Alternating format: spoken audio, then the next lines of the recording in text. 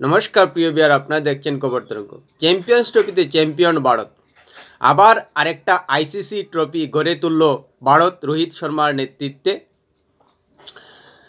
Champions ट्रफिर आगे 2024 साले टी20 विश्वकप भारत गड़े तुलेছে तार आगे 2023 साले ওয়ানডে विश्वकपे भारत फाइनल खेलेছিল এবং रोहित शर्मार नेतृत्वे तीनटी आईसीसी ट्रफिर फाइनल खेलेছে এবং দুটি गड़े तुलेছে एर मध्य आबार टीम टेस्ट चैम्पियनशिपेও কিন্তু भारत फाइनल खेलेছে रोहित शर्मार नेतृत्वे अर्थात रोहित शर्मार कैप्टेंसि নিয়ে আর কোনো সন্দেহ নেই তার ক্যাপ্টেন্সি মানেই আইসিসি ট্রফির ফাইনাল যেন একেবারে বাধা হয়ে গেছে তাকে নিয়ে সৌগত রায় শামা মোহাম্মদ যাই মন্তব্য করুন কিন্তু তার নেতৃত্ব যে भारत के आईसीसी ट्रफिर फाइनाले तुलते गुरुत्वपूर्ण भूमिका राखे ता आबार प्रमाण हलो जानी ना भविष्यते कि होबे किन्तु एखन पर्यन्त Rohit Sharma ICC ट्रफिर जतटी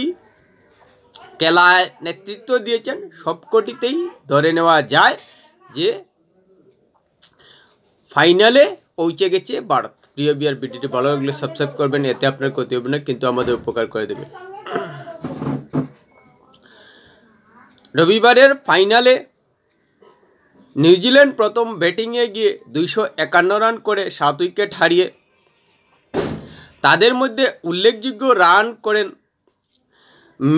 Durrell Mitchell 63 run এবং মাইকেল ব্রেসওয়েল 53। ভারতের হয়ে উইকেট নিতে অবদান রাখেন বরুণ চক্রবর্তী 2টি, কুলদীপ যাদব 2টি, যার কারণে 50 ওভারের बैटिंगे नेमे 251 रान करते सक्षम है নিউজিল্যান্ড। अन्यदिके जवाबे बैटिंग करते नेमे रोहित शर्मा और शुभमन गिलेर प्रथम उइकेटे 105 रानेर जोटी रीतिमतो बला जाए जे जयेर रास्ता ठीक करे दिएछिलो। सेखाने रोहित शर्मार अवदान छिलो 76, शुभमन गिलेर 31। तारपर उल्लेखयोग्य रान करेछेन শ্রেয়াস আয়ার 48 এবং অবশ্যই শেষের দিকে কেএল রাহুল গুরুত্বপূর্ণ অবদান রেখেছেন ভালো রান করে। আর নিউজিল্যান্ডের হয়ে দুটি করে উইকেট নিয়েছেন মিচেল সেন্টনার এবং মাইকেল ব্রেসওয়েল, কিন্তু ভারতের জয় আটকাতে পারলেন না তারা। ভারত 4 উইকেট হাতে নিয়ে 254 রান করে যেতে যায় 6 বল বাকি থাকতে। পরিষ্কার হিসাব চ্যাম্পিয়ন্সের চ্যাম্পিয়ন ভারত। এবার অবশ্যই ভারতের রাজনীতিকদের খোঁচা দেওয়া যায়, আবার পড়োশি দেশ পৈশাচিক উল্লাস যারা করে, যারা ভারত ফাইনালে উঠলে দল পরিবর্তন হলে আব্বু পরিবর্তন করে তাদেরকেও দেওয়া যায়। সৌগত রায় বলেছিলেন যে রোহিত শর্মা যথেষ্ট মোটা এবং তিনি ভারতীয় দলে খেলার যোগ্য নন, উচিত নয়, পরিষ্কার বার্তা দিলেন। সেই সঙ্গে এও বললেন যে ফাইনালে জেতার পরও বলছেন যে রোহিত শর্মার এখন অবসর নেওয়া উচিত। আরে আপনি যেসব কথা বলছেন তা চ্যাম্পিয়ন্স ট্রফি চলা অবস্থায় বলা উচিত হয়নি।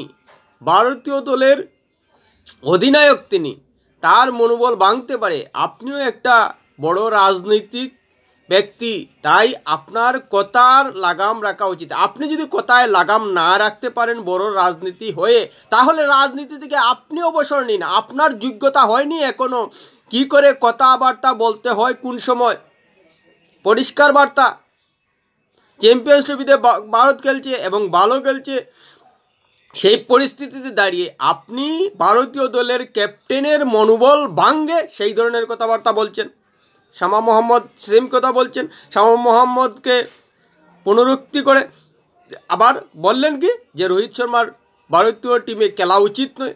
আপনি যদি রাজনীতির মানুষ হয়ে কোন সময় কোন কথা বলতে হয় সেটা জানতে না পারেন, তাহলে আপনার রাজনীতি থেকে অবসর নেওয়া উচিত, রোহিত শর্মা নয়। কারণ রোহিত শর্মা আইসিসি কোনো ট্রফি খেললেই ভারত ভালো খেলছে এবং ফাইনালে ট্রফি আনতে পারছে।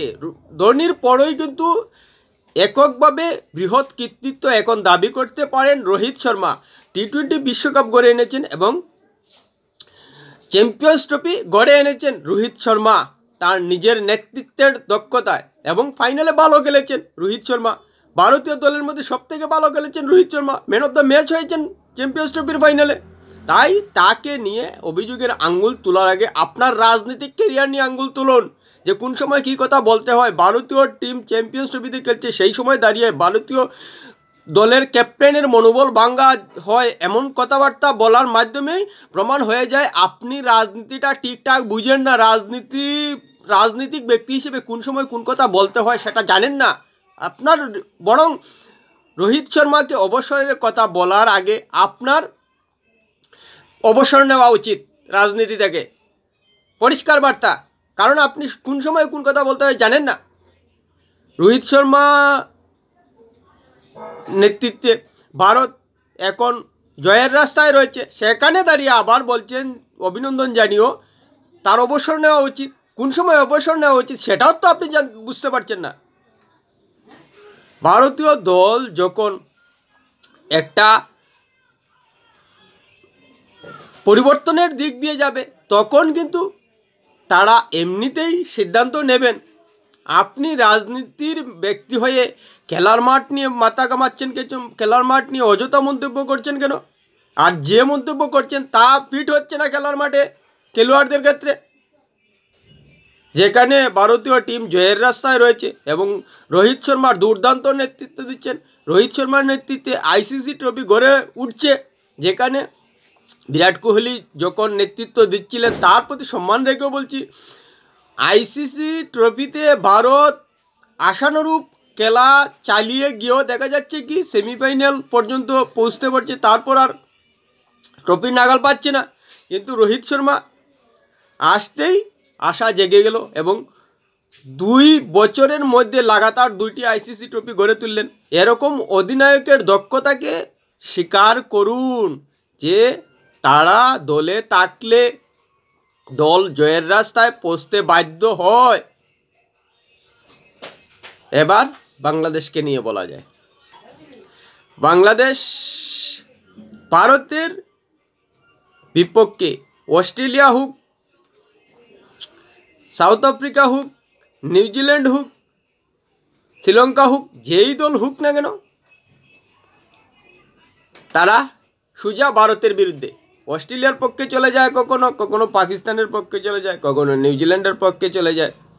কিন্তু তাদের সময়টাই খারাপ যে ভারত লাগাতার জিততে পেরেছে আর তারা লজ্জায় পড়ছে। আসলেই বাংলাদেশের মানুষ কোন দল ভালো খেলে এবং ভালো দলকে সমর্থন করতে হয় সেটা জানেন না, বুঝেন না, এবং ক্রিকেটে যে এখনও সমর্থক হিসেবে ক্রিকেটের জ্ঞানের ক্ষেত্রে যে তারা বিশেষ করে বাংলাদেশের মানুষ এখনও অজ্ঞ সেটা আবার প্রমাণ হয়ে গেছে।